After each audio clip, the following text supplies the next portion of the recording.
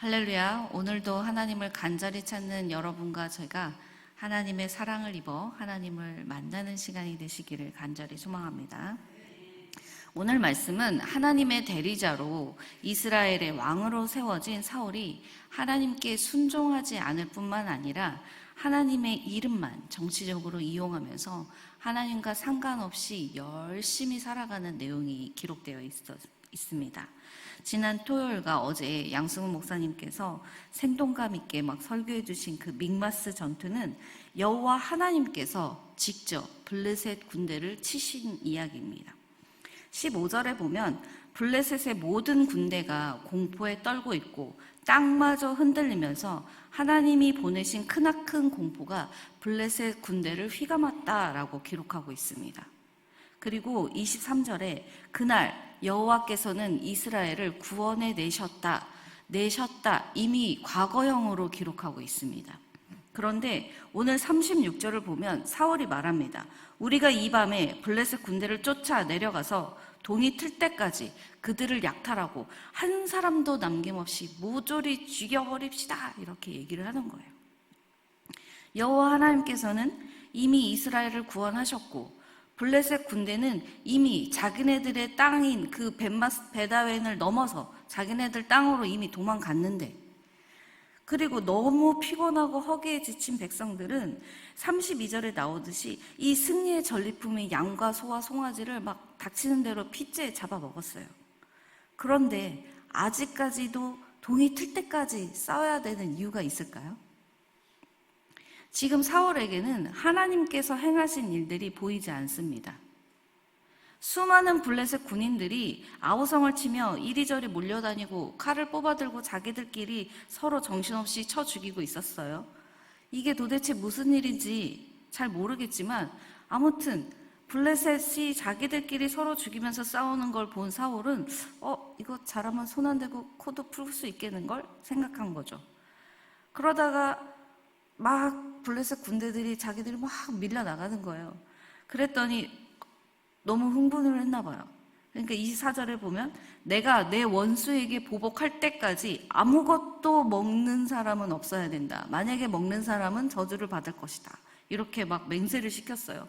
하려면 자기나 할 것이지 그 애꿎은 백성들까지 다 그 맹세에 올가맨 거예요. 하나님의 이름으로. 하나님께서 직접 싸우시고 승리하신 전투가 아니라 사울에게는 그저 자신의 업적만으로 보일 뿐입니다. 내가 내 원수에게 보복할 때까지 라고 얘기했어요. 그런데 자기의 아들 요나단이 이 맹세를 모르고 꿀을 찍어 먹은 후에 눈이 밝아졌어요. 그랬더니 다른 백성들한테 너희들도 먹어봐 이렇게 얘기했어요. 그랬더니 아니에요. 당신 아버지가 오늘 음식물을 먹는 사람은 아무도 먹지 말라 그랬어요. 누구든지 다 죽는다고 저주를 하셨어요. 그래서 우리가 지금 이렇게 쫄쫄 굶고 있어요 라고 얘기하는 거예요. 그랬더니 요나단이 말하죠. 우리 아빠가 이 나라를 어렵게 했구나. 이렇게 꿀을 조금만 맛봐도 이렇게 눈이 번쩍 뜨이고 생기가 넘치는데 우리 군인들이 오늘 잡은 이 전리품을 먹었다면 더 힘을 내서 더 블레셋을 완벽하게 물리칠 수 있었을 텐데 라고 이야기를 한 거죠. 요나단이. 그랬더니 이 말을 듣고 어제 양승우 목사님께서 설계해 줬듯이 백성들이 기다렸다는 듯이 미친 듯이 칼취한 짐승들을 잡아먹은 거예요. 급하게 사울 몰래 잡아먹느라고 피에는 생명이 있으니 핏째 먹지 말라는 하나님의 율법을 어기게 되었어요. 그랬더니 이 이야기가 사울의 귀에 들어간 거죠. 그랬더니 사울이 나름 관대함을 베풀어 주듯이 이렇게 얘기하죠. 큰 돌을 굴려와라. 그리고선 얘기해요. 이제부터는 누구든지 소나 양을 내게로 끌고 와서 이 돌 위에서 잡아 먹어라. 핏째 먹어서 하나님께 죄를 범하는 일을 하지 마라 라고 베풀어 줬어요. 35절에 이것은 사울이 여호와를 위하여 처음 쌓은 제단이다 라고 말하고 있어요. 근데 저는 좀 이게 이상했어요. 여러분은 좀 걸리는 거 없으세요? 레위기에서 보았듯이 여호와께 제단을 쌓았다라면, 그리고 제사장 아히야가 지금 계속 옆에 있잖아요. 그렇다면 소와 양은 누구에게로 끌고 와야 되는 건가요? 제사장인 사울이 아니라 제사장 앞에 끌고 와야죠. 그리고 이미 사울은 사무엘을 기다리지 않고 이 mik마스 전투 전에 출정하기 전에 하나님께 제사를 드렸잖아요. 그래서 어떻게 됐어요? 혼났잖아요. 13장 13절 14절을 제가 읽어드릴게요.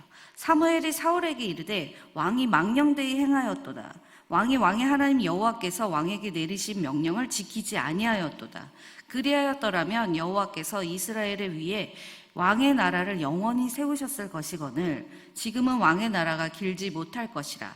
여호와께서 왕에게 명령하신 말을 왕이 지키지 아니하였으므로 여호와께서 그의 마음에 맞는 사람을 구하여 여호와께서 그를 그의 백성의 지도자로 삼으셨느니라 하고, 오래전이라 잊어버린 게 아니에요.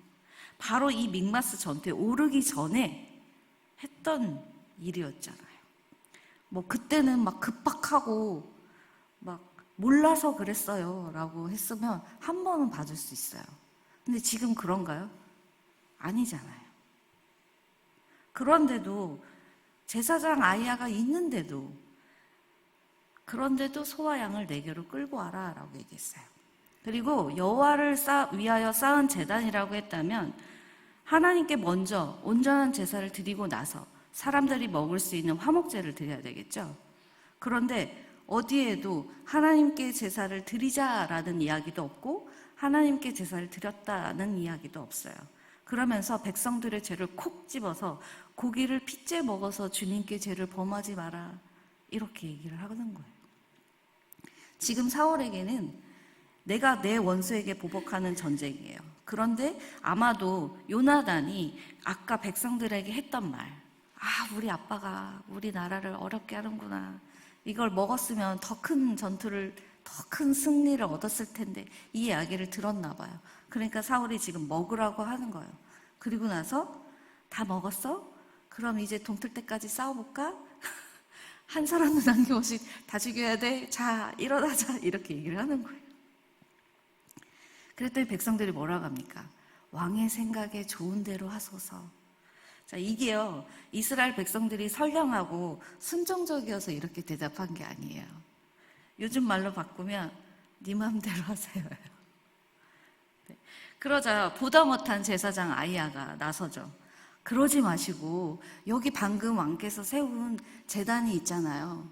여기로 와서 우리가 먼저 하나님께 나아가서 하나님께 뜻을 물어봅시다. 이렇게 이야기하는 거예요.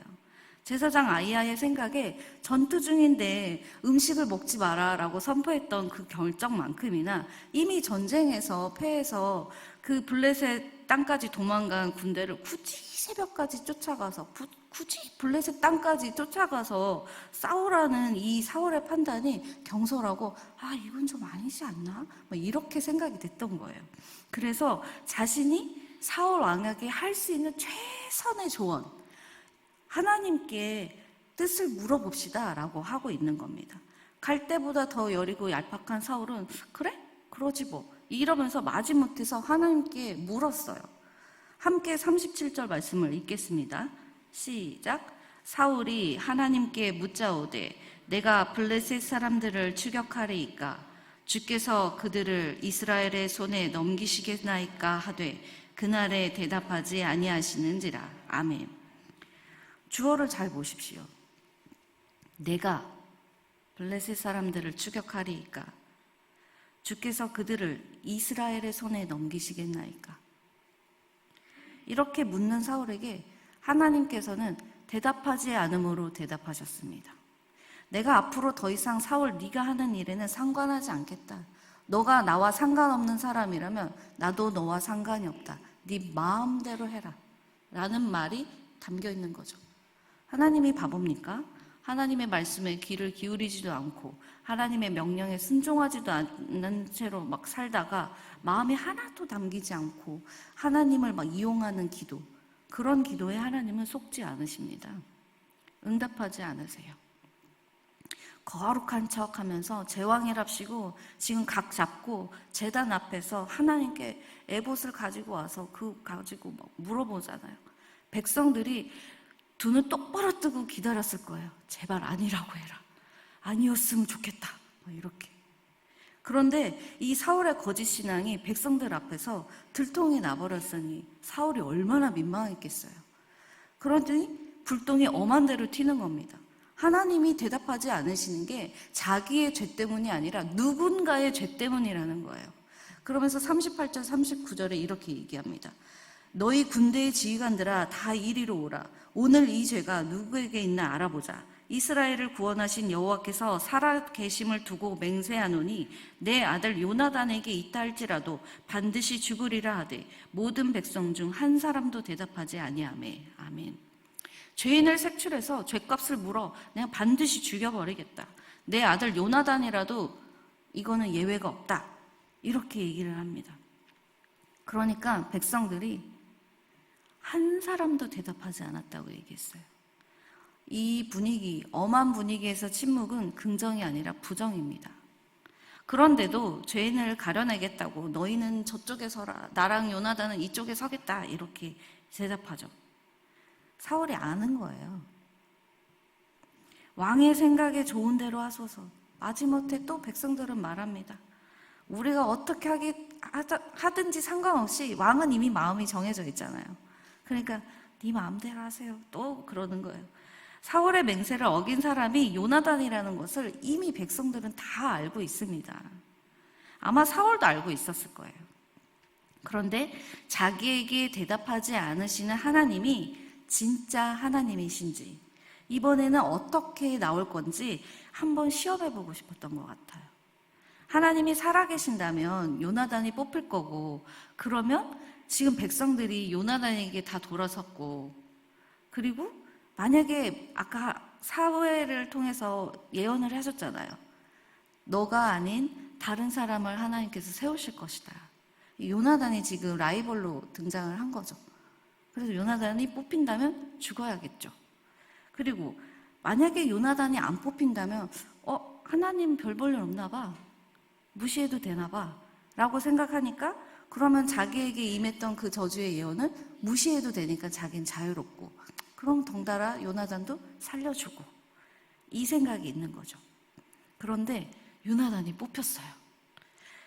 제가 지팡이 끝으로 꿀을 조금만 찍어 먹은 게 단지만 제가 아버지 맹세하실 때 제가 그 자리에 없어서 몰랐지만 그래도 제가 아버지의 명령에 순종하지 않았으니 저는 죽을 수밖에 없습니다. 아버지의 말 같지 않은 말이어도 순종하겠다라고 요나단이 나오는 거니까 사울이 말해요. 내가 반드시 죽으리라. 그렇지 않으면 하나님이 내게 벌을 내리시고 또 내리시기를 원하노라. 이렇게 얘기를 합니다. 쇼맨십이 대단합니다. 사울이 하나님을 들이먹이면서 아유 그래도 왕의 아들인데 죽이겠어? 라는 생각에 사실은 요나단이 먹었어? 그럼 우리도 안 죽겠네 싶어서 짐승을 먹은 거잖아요. 근데 진짜로 왕이 요나단을 죽이려고 하는 거예요. 그러니까 보다 못한 백성들이 나서서 사울에게 맞섭니다. 아까는 침묵으로 왕 마음대로 하세요라고 했던 백성들이 지금 왕에게 전면적으로 나서는 거예요. 요나단의 죽음을 막아섭니다. 45절 말씀을 함께 읽겠습니다. 시작.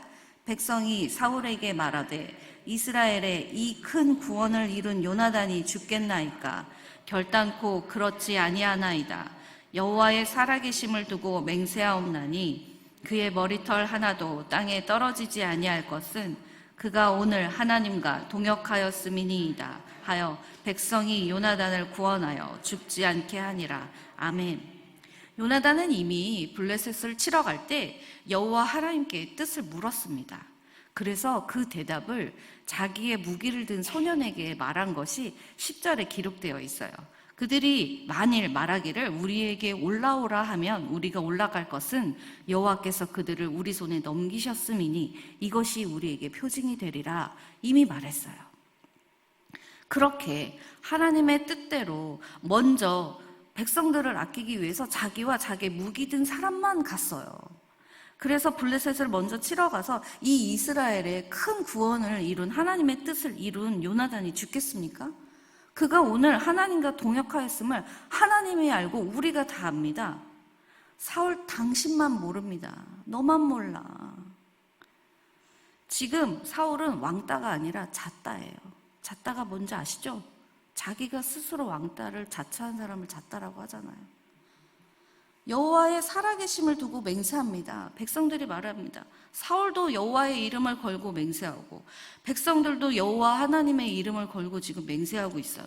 창과 방패처럼 지금 대치하고 있습니다.